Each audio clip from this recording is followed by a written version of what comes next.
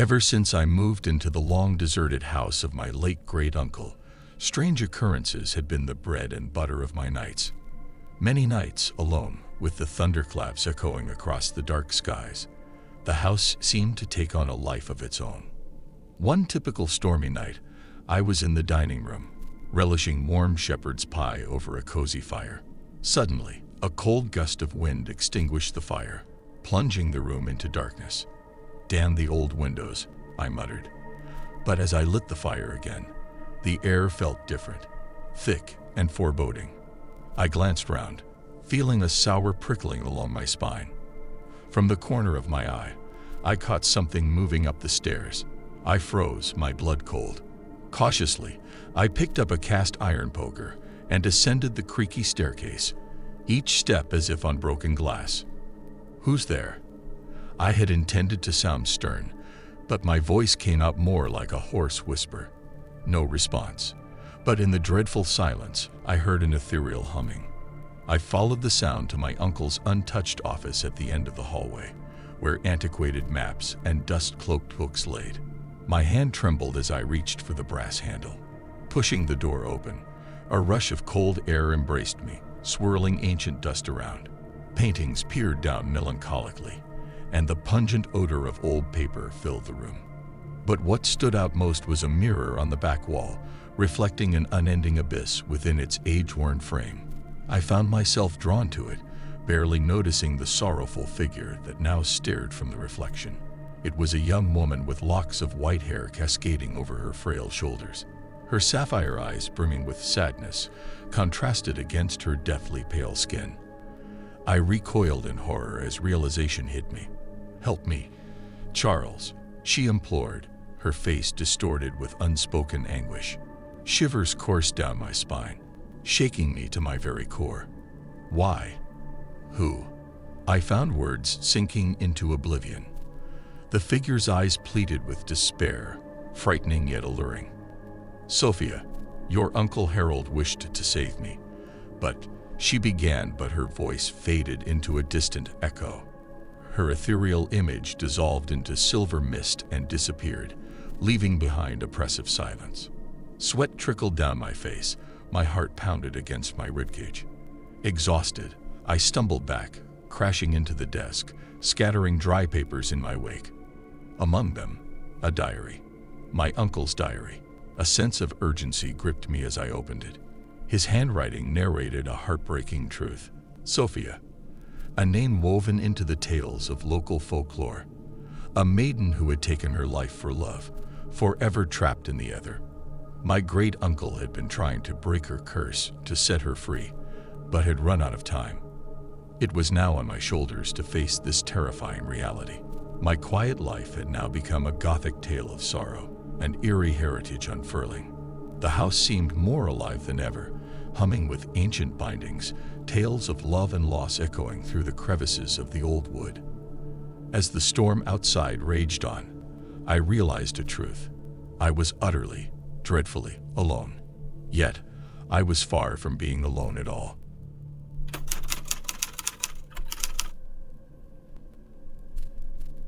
Every nightfall carried an innate mix of tranquility and loneliness for me ever since I found myself enveloped in the solitude of my grandparents' ancient farmhouse. The monotonous chirpings of crickets were my only companions in the dusk. The house groaned under the burden of secrets carried over from countless yesteryears. One evening, the disturbance was inexplicable. Random gusts invaded my home, causing loose window panes to rattle. A yellow note trembled on the antique coffee table, a cryptic message in my grandfather's swooping handwriting. Avoid the cellar. Not all that sleep should be awakened. Curiosity has never been a trait I could resist. Drawn towards the hidden mysteries, I armed myself with an old LED torch, my valiant steed against the ensuing dark. Reaching the cellar's threshold, I was greeted by an eerie silence. I opened the door tentatively. A chilling breeze swept across, causing the torchlight to flicker disturbingly against the bleak stone walls. The room descended into darkness. Perfect time for the batteries to die, I grumbled, fumbling for my phone. I switched on its flashlight, and my heart froze. Standing there in the heart of that chilling cold was an ethereal figure, glowing softly in the white light. Dressed in period attire, her face was hidden behind a curtain of loose, ebony hair. "Who are you?" I stammered, struggling to hold my fear in check. A voice emanated, light as gossamer, but carrying an undeniable force. "A spirit condemned to roam these forsaken boundaries, left by your grandfather untended." Why? Why? What do you want from me? The words stumbled out of my trembling lips. "Freedom," she echoed, her voice nothing more than a grief-stricken whisper. As she moved closer, her bone-chilling touch, colder than the most ruthless winter, brushed by my arm. Shivers rushed up my spine, fear trying to grapple my rationality. A calm before the storm swept over, and an irresistible urge to assist this forsaken spirit became my singular focus. A flurry of questions engulfed me, along with an almost irrational fear dictating my pulse. My mysterious visits to the cellar continued. Each encounter was spectral and filled with dread. My spine remembered her chill, my ears her mournful whispers, and my mind the grim tales of a time bygone. The hallucination was a question. Was it real? One fateful night, the spirit offered her salvation, a demise ceremony left incomplete by my grandfather. A choir of emotion poured from her words ringing my heart. "Perform the rite, set me free." My heart plummeted to my stomach as I muttered the incantations. My voice trembled as I passed through each strange and menacing syllable. My blood chilled when, at the last word, the spirit wailed out her suffering, her specter dissolving into the cold air around us. And then, silence. I was alone. Sweat poured from my brow. My chest was tight with exhaustion. Did it work? Fear, relief, and uncertainty swirled within me as I left the cellar, leaving behind only echoes of a presence and a story too scary to be oft-repeated. It changed me, that lonely stay of my grandparents' farmhouse. I found solace in solitude, a friendship with the unusual, and an unsettling certainty. Never alone were we, even in the loneliest of homes. I remained a guest in their spectral world, living a truth that coexisted on the edge of our understanding of life and the hereafter. In the self-constructed fortress of my lonely home, I discovered a truth scarier than fiction. Fear weaved its essence into the foundation of my home, lurking in every shadow and whispering through each gust of wind. The house was no longer just bricks filled with my solitude. The spectral resident had left her mark, rendering me forever a prisoner in my own home.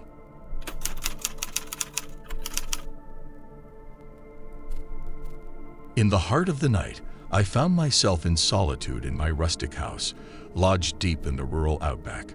For reasons I could not articulate, a chill slipped down my spine. A storm was brewing outside, and the intermittent flashes of lightning threw exaggerated shadows dancing across my room. I could hear the wind howl, like distressed spirits mourning departed love. As I sat huddled on my worn-out couch, and wrapped in a threadbare throw, a book lay unread in my hands. My eyes strained to follow the lines on the page, but my mind was as restless as the wind outside. Images of beasts and monsters paraded my thoughts, as if sketched in charcoal against an overcast sky. I shook my head and chastised myself. Get a hold of yourself. They're just stories. Suddenly, the lights fluttered, playful sprites vying for attention, and extinguished. Everything was swallowed into an abyss, save for the sporadic flashes of lightning that sliced the darkness. My pulse quickened, the silence was overpowering. You're just being a baby, I chided myself. With shaking hands, I reached for the flashlight lying on the table. Its yellow halo trembled as I walked around the house, checking if the currents of wind had somehow blown open a window or door. But everything was as it should be. It's just the storm, I repeated to myself, more for comfort than conviction. On my way back to the living room, a dull thud made me freeze. The sound echoed from upstairs. Trepidation gripped me. Could it be an intruder, or worse, one of the sinister creatures from my lurking imagination? No, it's probably just something that fell due to the drought, I said to calm my racing heart. But curiosity, A perverse and tantalizing imp pushed me forward. Each step towards the staircase creaked ominously under my weight, the old house bearing its timbered bones.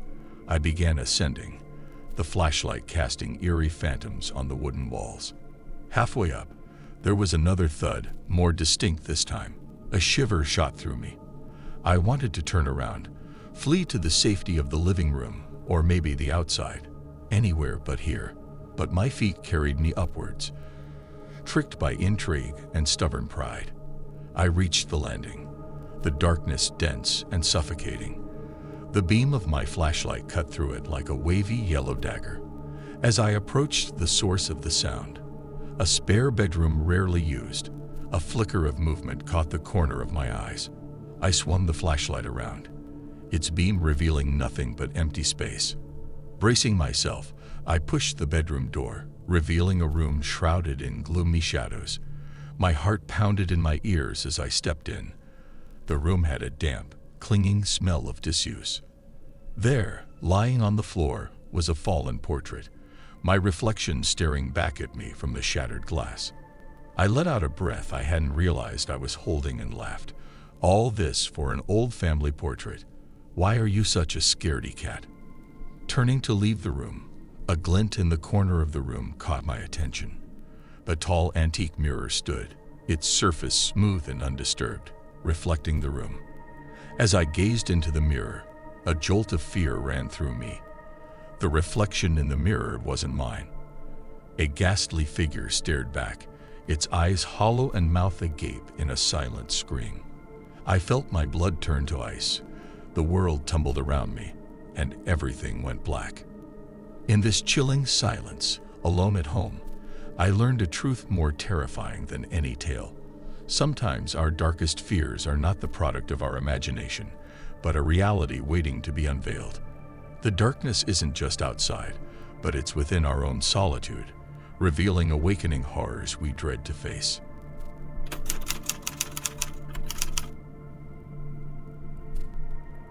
I've never been a big fan of being alone, but on that overcast evening, circumstances left me by myself. With the first chilly gust, the season was giving birth to autumn, making the trees weep for lost leaves. My parents were visiting my relatives a few towns over, and my siblings were away at college. It was just me, our dog Jupiter, and the old creaky single-story house that had stood the test of time. To keep myself busy and push away that gnawing fear, I decided to fix a hot meal. As I diced vegetables, the wind whistled through the drafty windows, mirroring the solitude outside and inside me. Just as I finished eating, a sudden power outage plunged me into darkness. My heart pounded in my chest like a wild drum as I groped to find my phone, its light my only source of sanity. By the glow, I hurried to light candles, their flickering shadows dancing ominously against the living room walls.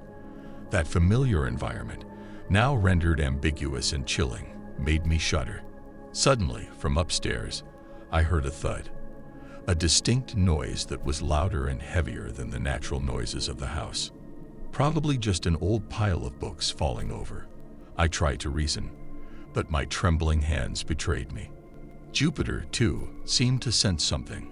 He stood at the bottom of the stairs, hair raised, a low growl rumbling in his throat. "All right, boy. There's nothing there." I attempted to reassure him and myself. Gathering my courage, I picked up a candle and started climbing the stairs. Each step creaked beneath my weight, echoing through the eerily silent house. As I reached the landing, I heard a faint scratching sound, just a few feet away from the storage room door. An icy shiver ran down my spine, my breath held tight in the cage of my chest. I peeked through the slightly ajar door. Shadows danced upon the walls. There was movement. A distant form lurked amongst the stacked boxes. "Who's there?" My voice quivered, barely louder than a whisper. No response. Summoning every ounce of bravery, I pushed open the door. As light pierced the room, the shadowy figure disappeared.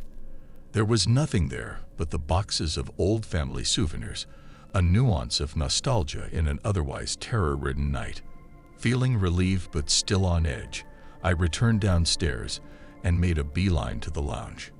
Just as I was settling down, tapping into the limited internet on my phone, Jupiter started to growl again, this time towards the kitchen. "Enough, Jupiter. There's nothing." Before I could finish, I heard it, glass shattering from the kitchen.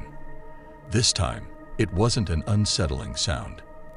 It was a proclamation of presence, a message that something, or someone, was there. Paralyzed by fear, I remembered my dad's baseball bat in the hallway closet.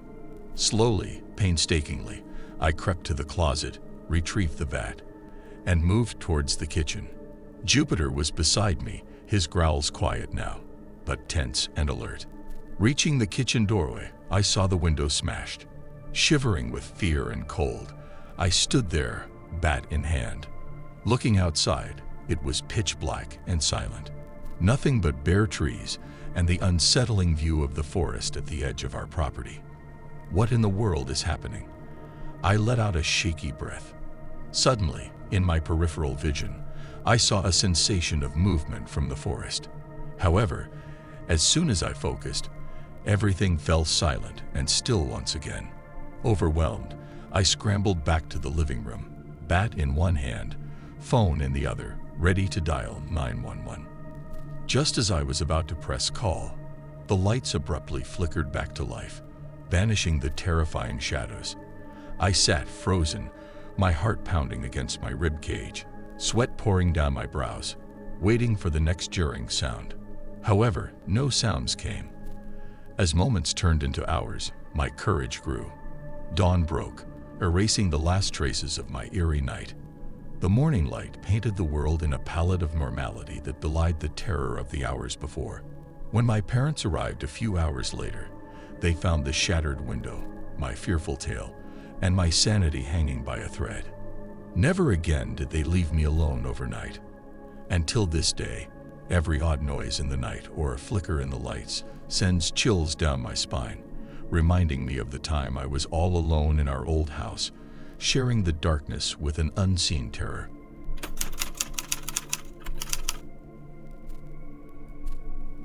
One summer evening in mid-August, I found myself home alone.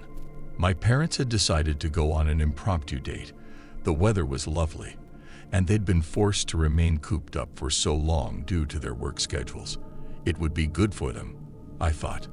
"Just remember to shut all the windows, honey," my mom had called back at me as my dad maneuvered their old bus around the narrow gravel path leading away from our house. I promised to, and watched them disappear into the arms of the starlit night. I had always loved the eerie calm of the house when left alone, but that night was different. An undeniable, suffocating veil of darkness seemed to wrap itself around me with the falling dusk. I tried to ignore it, settling down to have dinner, but the deep sense of foreboding loitered in the back of my mind, like an unwelcome guest. A gust of wind slammed the back door shut, making me jump.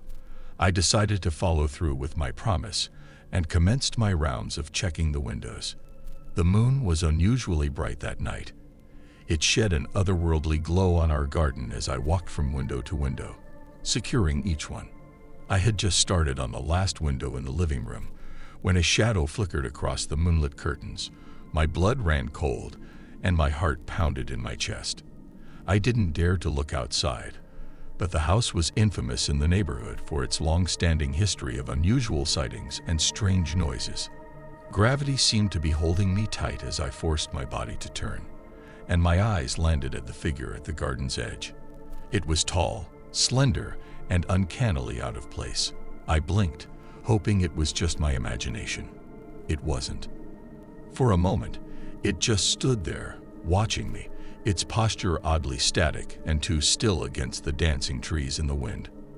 While I couldn't discern its face, I felt a chill run down my spine, an instinctual response signaling danger. My mind turned to my parents' words. They always chided me for my lavish use of horror fiction. "Reality isn't a Stephen King novel, kiddo," my father would joke. But right now, his words brought no comfort. Unsettlingly, the figure began to move towards me, each step consistent and deliberate.